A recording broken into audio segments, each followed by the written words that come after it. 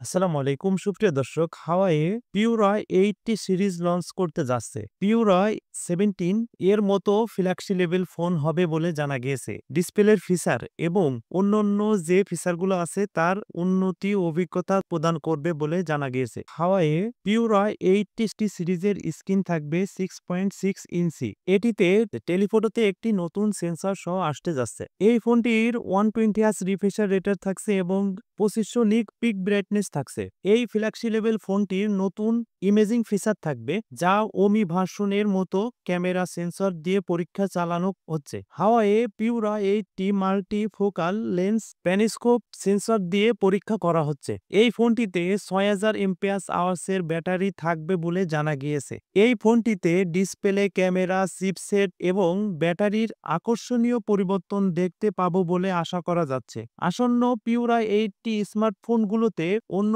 ধরনের design upgrade পেতে পারি। সুপ্রিয় দর্শক, আমাদের সাথে থাকবেন। ফোনের আপডেট নিউজ সম্পর্কে জানতে আমাদের চ্যানেলটি সাবস্ক্রাইব করে রাখবেন। ভালো লাগলে লাইক শেয়ার করতে ভুলবেন না।